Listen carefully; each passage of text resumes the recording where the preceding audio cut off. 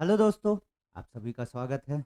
आ, आपने ऑफ़र देख लिया होगा और उस ऑफ़र को ग्रैब करने के लिए आपको कोड यूज़ करना रहेगा DC3333। This one is my code जिसका आपको इस्तेमाल करना है। ठीक है? चलिए आज का लेक्चर शुरू करते हैं। ऑलरेडी हम 4 बार मैकेनिज़्म के बारे में चर्चा कर चुके हैं कि उसका इन्वर्जन क्या होता है, किस तरीके से आप इन्वर्जन को आइडेंटिफ़ाई कर सकते हैं, है ना? उस पे हम क्वेश्चंस भी देखे थे। उस पे एप्लीकेशन में मैंने आपको क्विक रिटर्न मोशन मैकेनिज़्म के बारे में भी बताया था। अब देखो, इसके अलावा और कौन-कौन से सिंपल मैकेनिज़्म था? एक था 4 बार जो कि हो चुका है, जिसके बारे में हम चर्चा कर चुके हैं। दूसरा था सिंगल स्लाइडर क्रैंक मैकेनिज्म। तो वहां से हम चर्चा शुरू करते हैं, इसके बारे में बेसिक जानकारी लेते हैं और उसके बाद हम फिर आगे चलते हुए क्वेश्चंस करेंगे इन सारी चीजों पर। ठीक है, चलिए बात करते हैं सिंगल स्लाइडर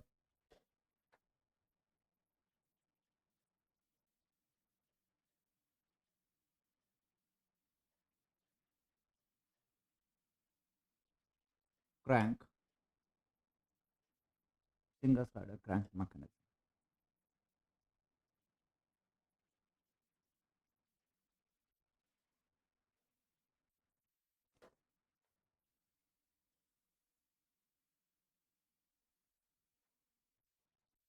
देखिए, बेसिक रिक्वायरमेंट क्या है?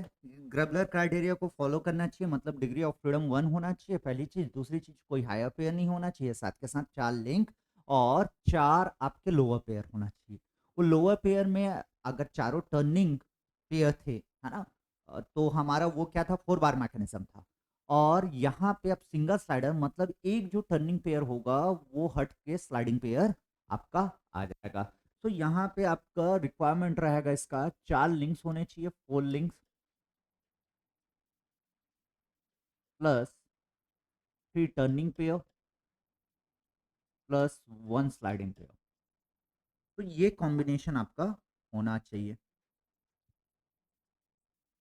ये कॉम्बिनेशन आपका रहना चाहिए। नाउ माय डियर, यहाँ पे अगर हम बात करें, चलिए एक ड्रॉ करते हैं। By considering this requirement, this criteria, है ना, इस क्राइटेरिया को कंसिडर करते हुए अगर मैं ड्रॉ करूंगा तो इट विल बी लाइक,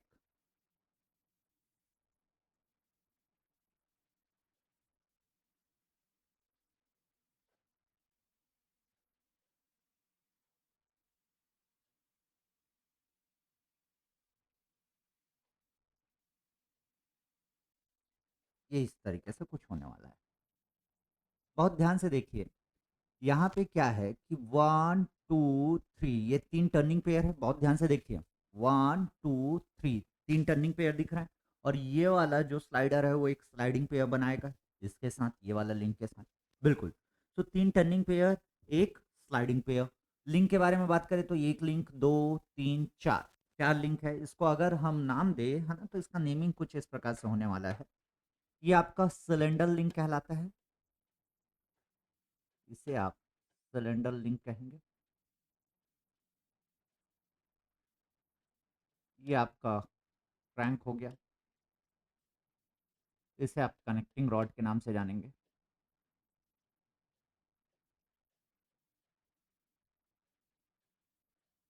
और ये आपका स्लाइडर हो गया। अब 4 लिंक है, चारों लिंक को अलग अलग टाइम पे फिक्स करके आप अलग अलग मैकेनिज्म अचीव कर सकते हैं। जैसे इससे पहले भी हमने 4 बार चैन में ये जाना था कि आपका वहां पे मैक्सिमम जो इन्वर्जन पॉसिबल था वो नंबर ऑफ लिंक के बराबर था। लेकिन हमने ये देखा कि एक जो इन्वर्जन है वो सिमिलर है, तो इसलिए वहां पे डिस्टिंक्ट इन्वर्जन अगर कोई पूछे 4 बार में तो कितना हो गया था, 3। कौन कौन सा आपका, crank crank crank rocker and double rocker, है ना। तो सिमिलरली यहाँ पे 4 लिंक आपको दिख रहा है और 4 लिंक का अगर हम इन्वर्जन देखें, मतलब अलग अलग टाइम पे फिक्स करके, तो देखते हैं कि किस किस तरीके का इन्वर्जन मिलता है। इस पे अगर हम बात करें, सबसे पहले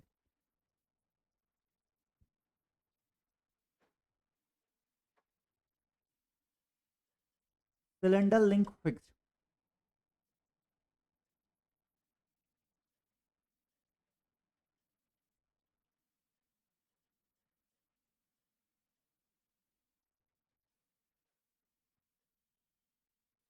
सिलेंडर लिंक फिक्स मतलब आप सिलेंडर बेसिकली यहाँ पे आप सिलेंडर लगा के उसको फिक्स कर सकते हैं। यस, तो सिलेंडर लिंक अगर फिक्स होता है तो आपको जो इन्वर्जन मिलता है कुछ इस तरीके से मिलेगा।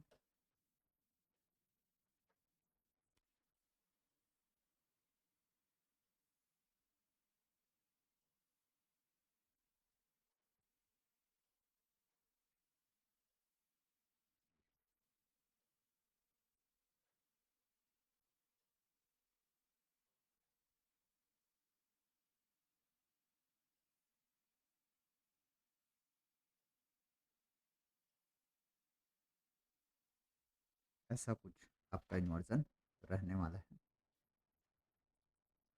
ये आपका एक टर्निंग पेयर हो गया। ये लिंक को हम फिक्स कर दिए। अगर फिक्स कर दिए हैं तो इसको हटा देते हैं भाई।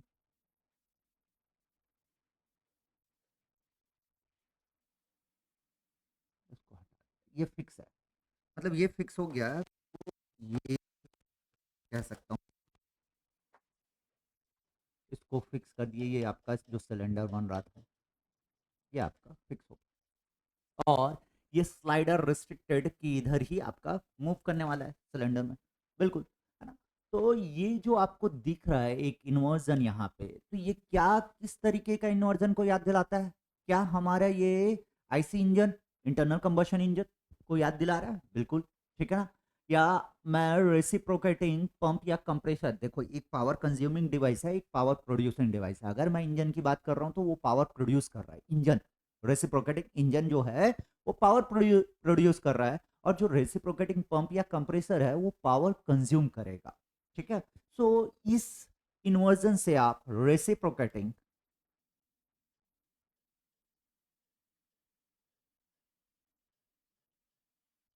पंप और कंप्रेसर दोनों पावर कंज्यूमिंग है ना। आपको पता होना चाहिए कि जो पंप है वो लिक्विड को हैंडल करने के लिए होता है, और आपका जो कंप्रेसर है वो गैसेस को हैंडल करने के लिए होता है। दोनों का जो प्रोसेस है वो सिमिलर होता है, बिल्कुल, ठीक है। तो पंप एंड कंप्रेशर ये आपको देखने को मिलेगा। क्या है, पावर कंज्यूमिंग है। अच्छा, पंप और कंप्रेसर अगर कभी आपने ध्यान दिया होगा, है ना, तो उसमें जो पावर इनपुट होता है वो मोटर के थ्रू आप पावर इनपुट देते हो। मोटर के थ्रू पावर इनपुट दोगे तो ये आपका इनपुट होगा क्रैंक। दिस इज क्रैंक, है ना। तो जब क्रैंक इनपुट है, क्रैंक इनपुट है, और आउटपुट क्या है आपका? स्लाइडर। Is the output. तो क्या रहेगा? वो पावर कंज्यूमिंग डिवाइस पंप या कंप्रेसर दोनों में से एक होने वाला है। दूसरा हो सकता है आपका रेसिप्रोकेटिंग इंजन।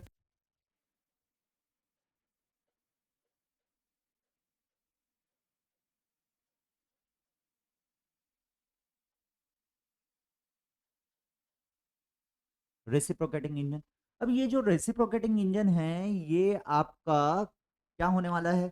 जैसे कि आपका गाड़ियों में जो लगा है 4 स्ट्रोक इंजन, बिल्कुल, है ना, एक रेसिप्रोकेटिंग इंजन को प्रदर्शित करता है, बताता है, ठीक है। तो आपका यहाँ पे रेसिप्रोकेटिंग इंजन के बारे में अगर हम बात करें तो इनपुट कहाँ से मिलता है? कंबशन होता है, फ्यूल का कंबशन होता है inside the cylinder. So piston is the input. यहाँ पे जो स्लाइडर है वो इनपुट हो जाएगा, मतलब इसके उल्टा, स्लाइडर इनपुट हो जाएगा, क्रैंक आउटपुट हो जाएगा, ठीक है। तो यहाँ पे अगर हम बात करें तो क्रैंक मस्ट बी आउटपुट, और आपका जो स्लाइडर है वो इनपुट रहेगा। तो ये पावर प्रोड्यूसिंग डिवाइस हो जाएगा,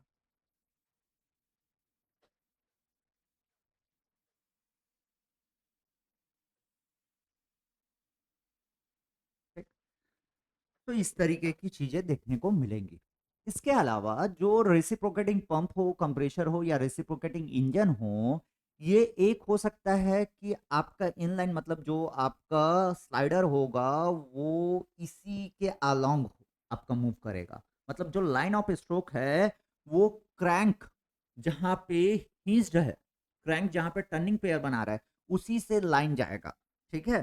तो ये आपका विथ जीरो ऑफसेट एक इंजन, ये आपको जो दिख रहा है ये ये इसका लाइन ऑफ स्ट्रोक होगा, यही वाला होने वाला है, बिल्कुल सर यही होने वाला है। दूसरा हो सकता है ऑफसेट। ऑफसेट मतलब ये जो सिलेंडर है, ये जो पिस्टन सिलेंडर अरेंजमेंट है, ये यहाँ पे ना होकर इसके ऊपर हो जाए या इसके नीचे हो जाए। अगर ऊपर होगा तो उसे आप कहेंगे अपवर्ड ऑफसेट सिलेंडर इंजन, और अगर नीचे होगा तो डाउनवर्ड ऑफसेट सिलेंडर इंजन। मतलब इसमें और क्या पॉसिबिलिटी है, इसी में अगर सिलेंडर लिंक को फिक्स करते हैं तो बिल्कुल, चाहे वो रेसिप्रोकेटिंग इंजन हो या रेसिप्रोकेटिंग पंप हो, दोनों ऑफसेट हो सकते हैं, देयर इज पॉसिबिलिटी। ठीक है, तो आपका एक, अगर हम कहें तो offset cylinder engine,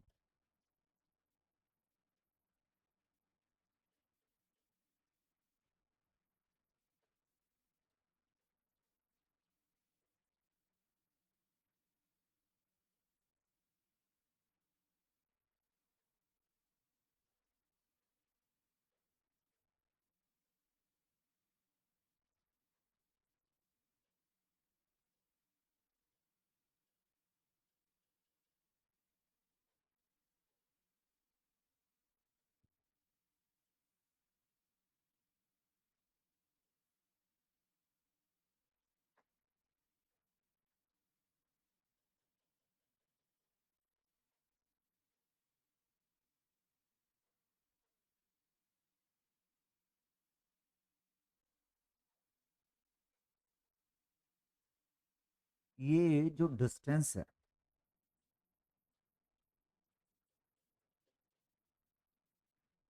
line of stroke का भी ये है।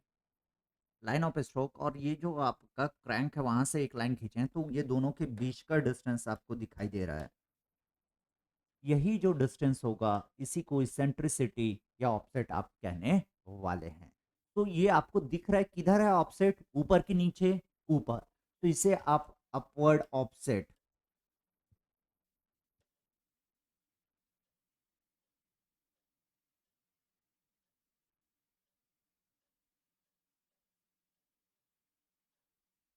सिलेंडर इंजन कहेंगे।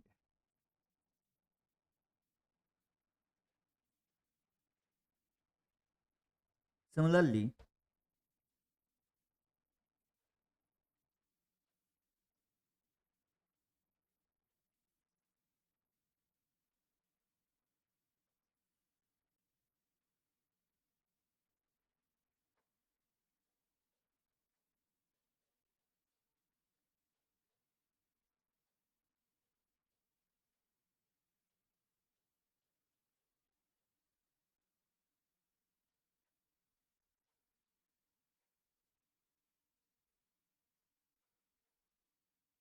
अगर आपका ऑफसेट यहाँ पे आया नीचे,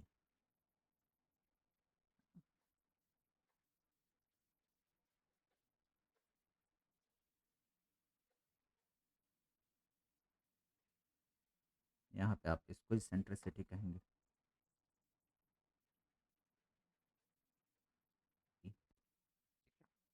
तो ये आपका डाउनवर्ड ऑफसेट कहलाएगा।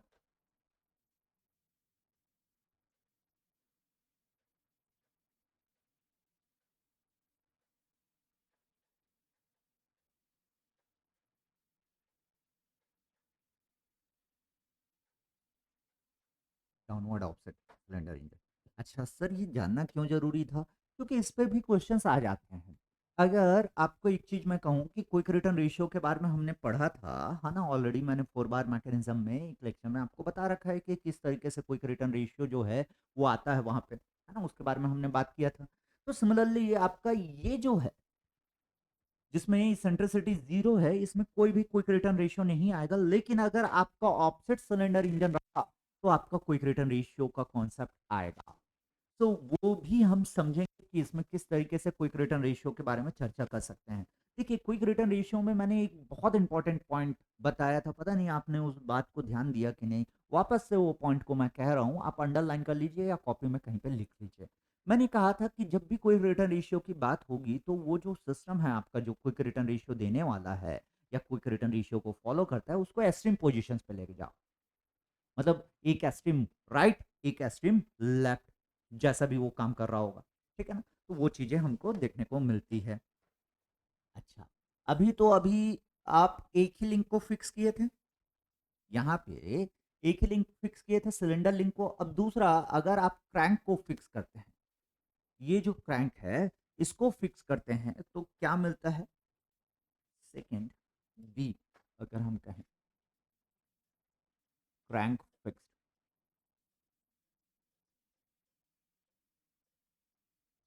तो अगर आपका क्रैंक फिक्स होता है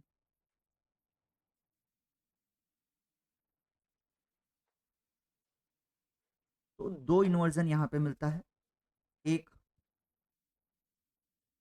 rotary IC engine,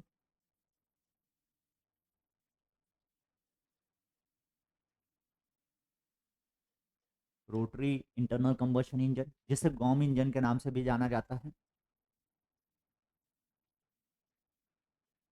गॉम engine, गॉम engine के नाम से भी जाना जाता है। ये पहले एयरक्राफ्ट में यूज होता है। हाँ, अब तो गैस टर्बाइंस यूज होते हैं, है ना? लेकिन पहले रोटरी आईसी इंजन एयरक्राफ्ट, तो जो बच्चा सुन रहा है वो लिख सकता है यहीं पे ब्रैकेट में कि एयरक्राफ्ट में यूज होता था। ठीक है, लिख देता हूँ भाई।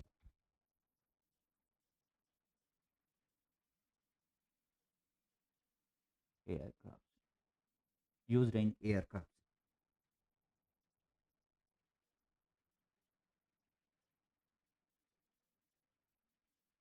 Use in aircraft. अच्छा, इसके अलावा अगर क्रैंक फिक्स होता है तो आपको मिलता है विटवर्थ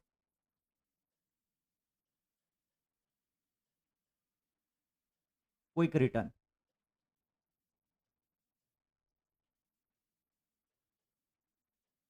मोशन मैकेनिज्म।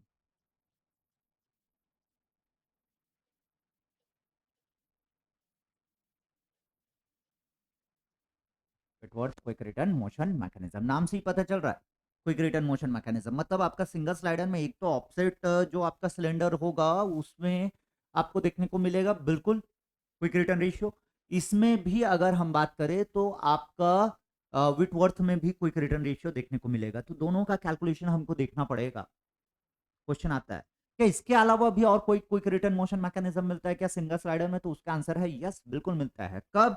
जब आप तीसरा लिंक क्रैंक को माफ कीजिएगा कनेक्टिंग रॉड को ये फिक्स किए तो ये मिला, ये फिक्स किए तो अपना रोटरी आईसी इंजन और Whitworth quick return motion mechanism मिला। अब कनेक्टिंग रॉड को फिक्स करोगे,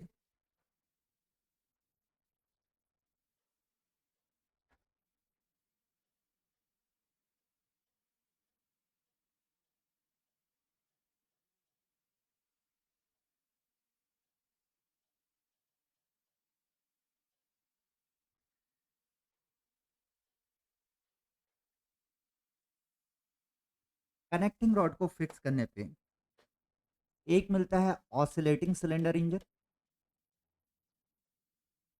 नाम से ही पता चल रहा है सिलेंडर ऑसिलेट कर रहा होगा, oscillating cylinder engine.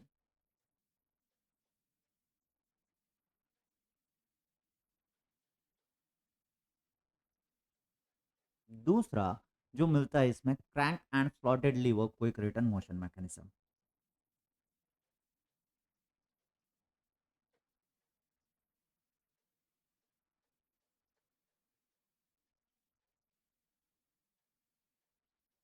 Quick return motion mechanism, तो ये आपको मिलता है कब? कनेक्टिंग रॉड को फिक्स करने पर। अब देखिए लास्ट एक आपका रह गया लिंक जिसको फिक्स करना है, विच इज स्लाइडर। तो अगर आप स्लाइडर को फिक्स करते हैं,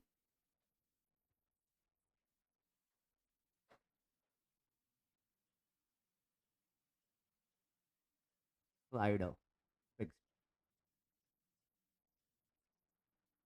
तो स्लाइडर को फिक्स करने पर आपको मिलता है जो हैंड पंप कन्वेंशनली आप जो यूज करते थे, है ना? वो हैंड पंप बोलो या पेंडुलम पंप बोलो, तो ये आपको देखने को मिलेगा। हैंड पंप और पेंडुलम पंप,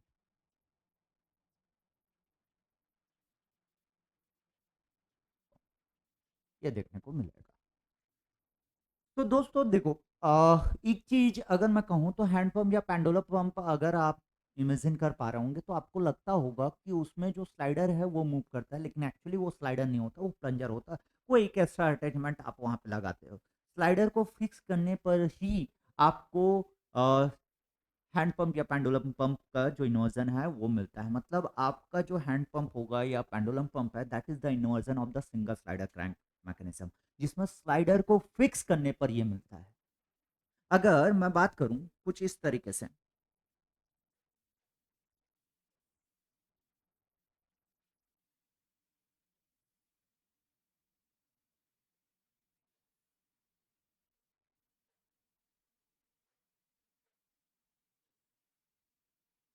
ये आपका स्लाइडर है, देख लीजिए। अभी जो हमने देखा कि भाई सिंगल स्लाइडर क्रैंक चैन ऐसा ही था, बिल्कुल सर ऐसा ही था। इसमें किसको फिक्स कर रहे हैं? स्लाइडर को फिक्स कर रहे हैं। मतलब इसको मैं फिक्स कर दूंगा, ये मैंने इसको फिक्स कर दिया, बिल्कुल। ये इसके साथ टर्निंग पेयर बना रहा था तो उसको यहाँ पे शिफ्ट कर दीजिए। फिक्स होने पे आपको पता है कि ये वाला हिस्सा को हम हटा ही सकते हैं, ये वाला जो हिस्सा है ये हट जाएगा। इसको यहाँ पे रख दिया मैं, मतलब एक ही है ना। इसको अगर मैं यहाँ पे टर्निंग पेयर बना दिया, ठीक है, तो ये आपको इस तरीके से कुछ देखने को मिलेगा। इसको भी हटा देता हूँ, स्लाइडर फिक्स है ना अभी। अब इसके साथ ये वाला जो आपको दिख रहा है,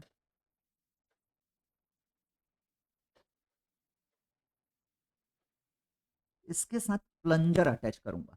और ये जो प्लंजर है ये यहाँ पे वेल्डेड है दोस्त। मतलब इसमें आपस में रिलेटिव मोशन नहीं हो सकता। किसमें? ये और ये जो आपका है। तो इसे आपको कहना चाहिए this is your plunger rod. ये प्लंजर रॉड हो जाएगा।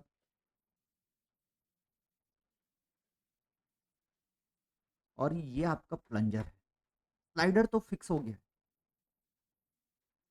ये स्लाइडिंग पेयर जरूर बना रहा है, लेकिन जो स्लाइडर की प्रॉपर्टी थी कि वो एक टर्निंग पेयर बना रहा था एक लिंक के साथ, है ना, उसको फिक्स कर दिया तो ये वाला पॉइंट भी फिक्स हो गया।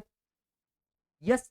अब ये वाला पॉइंट फिक्स हो गया तो इसी लिंक को एक्सटेंड करके यहाँ पे एक प्लंजर लगा दिया। और ये प्लंजर जो है, देखो स्लाइडर में क्या था, ये वाला लिंक और स्लाइडर के बीच में रिलेटिव मोशन पॉसिबल था, तभी अलग अलग लिंक काउंट कर रहे थे। अब इसको फिक्स कर दिया तो ये एक ही लिंक काउंट होगा, प्लंजर से लेकर प्लंजर रॉड तक एक ही लिंक है ये। So this is the difference. Hopefully you are getting my point, ठीक है ना। तो आपका अगर वो स्लाइडर रहता तो ये वाला और ये वाला अलग अलग लिंक होता, आप उसमें रिलेटिव मोशन पॉसिबल था, लेकिन अभी नहीं। लिंक के बीच में कह रहा हूं, होपफुली क्लियर। अब क्या होता है कि ये जो लिंक है इसी को एक्सटेंड कर दो। ये जो लिंक है इसको एक्सटेंड कर दिया तो ये जो लिंक है ये सिंगल लिंक है। ये वाला सिंगल लिंक है। ये एक लिंक हो गया, ये एक लिंक हो गया, और ये जो फिक्स किया हो। तो देख लीजिए, एक टर्निंग पेयर, एक टर्निंग पेयर, दो टर्निंग पेयर हो गया, ये तीसरा टर्निंग पेयर है, तीन टर्निंग पेयर हो गया, ये एक लिंक हो गया, ये दूसरा हो गया, ये पूरा तीसरा है, और जो फिक्स हुआ है वो चौथा है। यस और नो? तीन टर्निंग पेयर, एक स्लाइडिंग पेयर के साथ चार link, single slider crank mechanism. और उसमें स्लाइडर को हमने फिक्स किया। बिल्कुल सर, स्लाइडर को फिक्स किया है। अब ये सिंगल लिंक है तो इसको अगर आप मूव करेंगे इस तरीके से, ऊपर नीचे आप मूव करेंगे तो ये भी ऊपर नीचे होगा।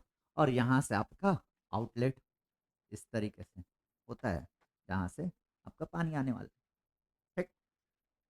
हाँ, आउटलेट जो है वो बेसिकली आपका प्लंजर के नीचे साइड में होता है, लेकिन वो आपको बेसिक मैकेनिज्म समझ में आ गया होगा कि किस तरीके से हैंडपंप का वर्किंग होता है। ठीक है। अब देखो ये जितने भी चीजें हम पढ़े हैं इसमें बड़ा इंपॉर्टेंट जो है, जो एग्जाम में एक तो इन्वर्जन सीधा सीधा पूछा जा सकता है। तो सारी बातें आपको ध्यान रहनी चाहिए जितना मैं बताया हूँ, क्योंकि कई बार मैच द फॉलोइंग में पूछ देगा, कई बार आपको सिंपल एक क्वेश्चन पूछ देगा कि ये किसका इन्वर्जन है। तो इस तरीके के क्वेश्चंस पूछे जाते हैं। दूसरा जो बड़ा इंपॉर्टेंट है गेट पॉइंट ऑफ व्यू से, वो है ऑफसेट सिलेंडर इंजन, विटवर्थ, ये इंपॉर्टेंट है आपका, ये इंपॉर्टेंट है, और crank and slotted lever quick return motion mechanism, ये इंपॉर्टेंट है। तो ये तीन जो आपको इन्वर्जन दिख रहा है ये बड़ा इंपॉर्टेंट है और इन्हीं के बारे में हमको स्टडी करना है इन डिटेल इसमें, ठीक है? तो बाकी चीज़ें मैं नेक्स्ट लेक्चर में बताऊँगा, है ना? इसका जो डिटेल स्टडी है वो नेक्स्ट लेक्चर में हम देखने वाले हैं। तो अभी के लिए इतना ही। Thank you so much. Tata, bye-bye.